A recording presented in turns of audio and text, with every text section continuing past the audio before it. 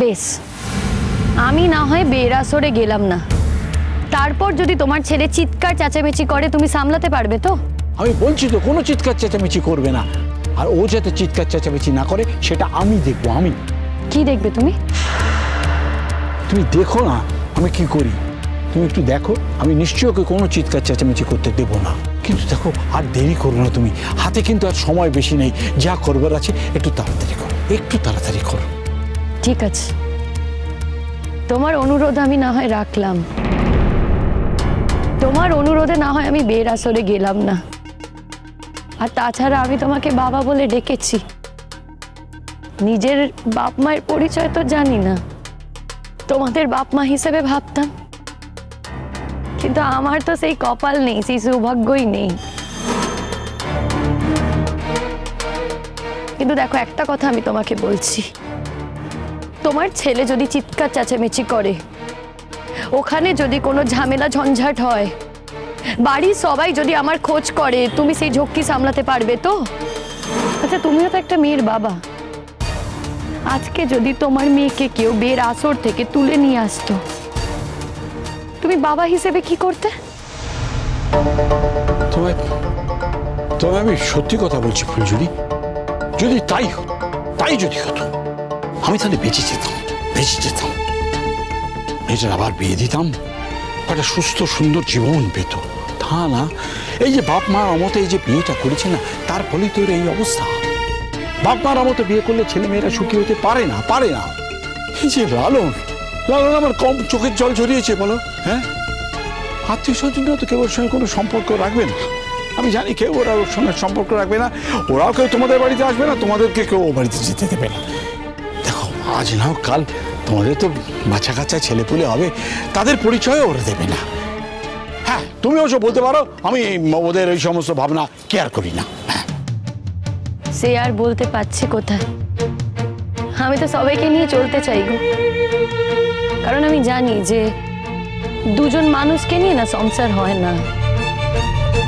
আমি তো সবাইকে নিয়ে থাকতে চেয়েছি, আত্মীয় স্বজন সবাইকে নিয়ে, কিন্তু আমার কপালে তো সেসব হচ্ছে না। বাপ মার পরিচয় নেই, এসব আর কি করে হবে বলো? কিন্তু একা যে আমার ক্ষতি হচ্ছে সেটা কিন্তু নয়, লালনেরও তো ক্ষতি হচ্ছে, লালনের তো কোনো দোষ নেই বলো। এটাই তো, তুমি তো লালনকে খুব ভালোবাসো, সেই জন্যই কথাটা তুমি বুঝতে পারবে। দেখো আত্মীয় স্বজন, কাকা, বাড়ির গোষ্ঠী শুদ্ধ সবাই লালনকে পরিত্যাগ করবে, তোমাদেরকে পরিত্যাগ করবে। একটা বিয়ের জন্য এত স্বার্থপর হওয়া যায় বলো? তুমি বলো।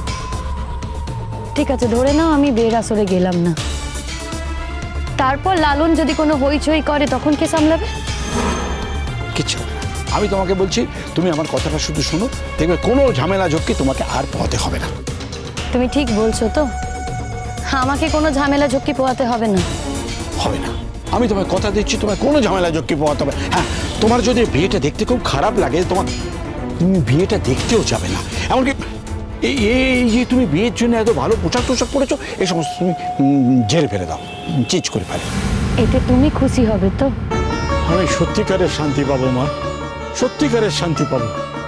তুমি যদি আমাকে এতটুকু শ্রদ্ধা করো, সম্মান করো, ভালোবাসো, তাহলে আমার এই অনুরোধটা তুমি দেখো, আমি তোমার কাছে ভিক্ষে চাইছি।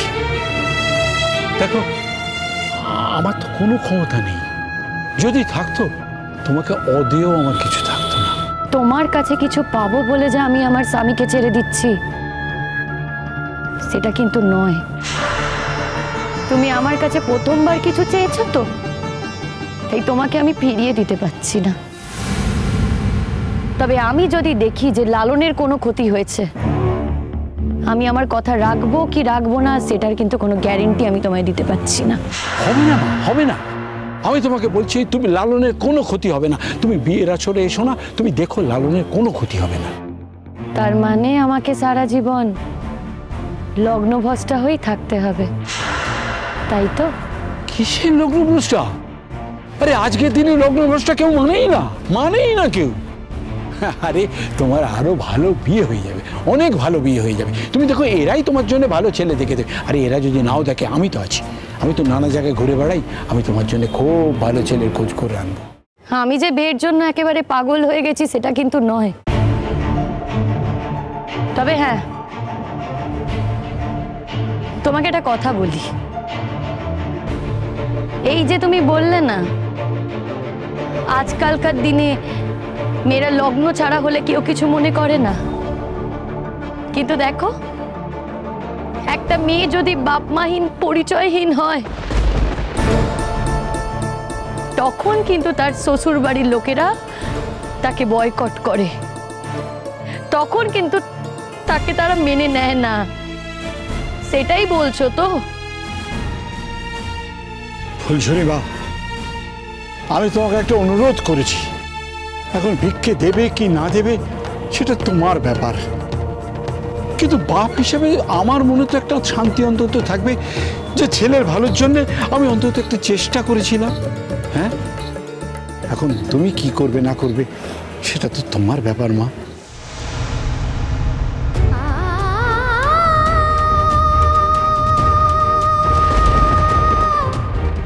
আমি তোমাকে কথা দিলাম আমি বিয়ের আসরে থাকবো না।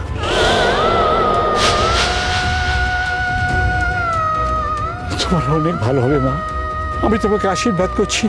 তুমি দেখো তোমার খুব ভালো হবে, তোমার খুব ভালো হবে। আমার কিসে ভালো হবে ভালো হবে না সেটা তো তোমাদের ভাবতে হবে না, কিন্তু তোমাদের কিসে ভালো হবে সেই চেষ্টা আমি করে যাব।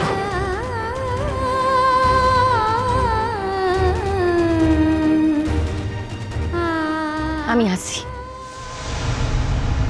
ফুলঝুরি,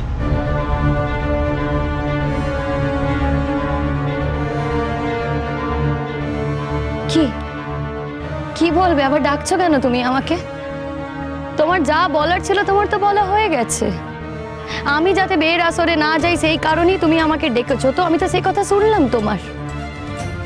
তবে হ্যাঁ, তোমার ছেলে যদি চিৎকার চেঁচামেচি করে, ওখানে যদি সবাই আমার খোঁজ করে, সেসব ঝক্কি কিন্তু তোমাকেই সামলাতে হবে। না না না, হ্যাঁ, এই সমস্ত কিছু আমি সামলে নেব, আমি কথা দিচ্ছি তোমাকে, আমি সমস্ত কিছু সামলে নেব। তুমি তুমি শুধু বিয়ের আসরে যেও না, আর দেখে যাও যে কি হচ্ছে, হ্যাঁ, কি মানে ঘটনাটা কি ঘটছে। তুমি তোমার ছেলেকে ভালোবাসো, তুমি দেখো আমি যা করছি তাতে আমার ছেলের ভালোই হবে, ভালোই হবে। কি করছো তুমি? হ্যাঁ, সেটা তুমি জানতে পারবে, নিশ্চয়ই তুমি জানতে পারবে যে আমি কি করব না করব। হ্যাঁ, বেশ, তাহলে আমি আসি।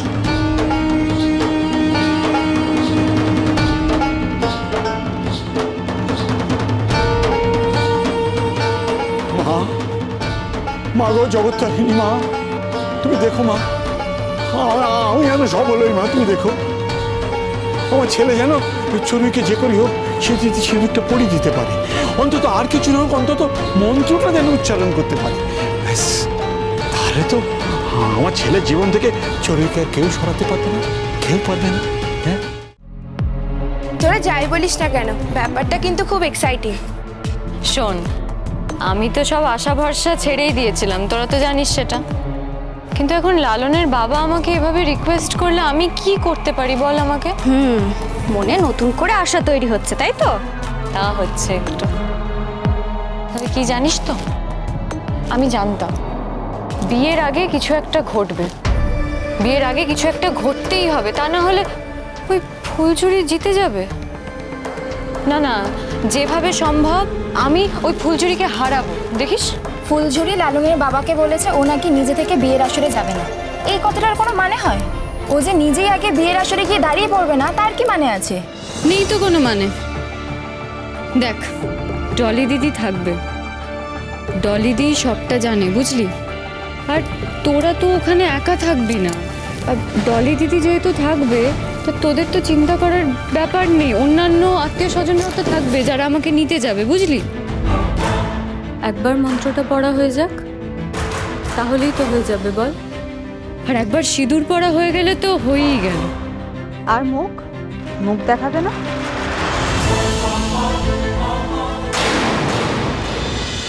ভুলো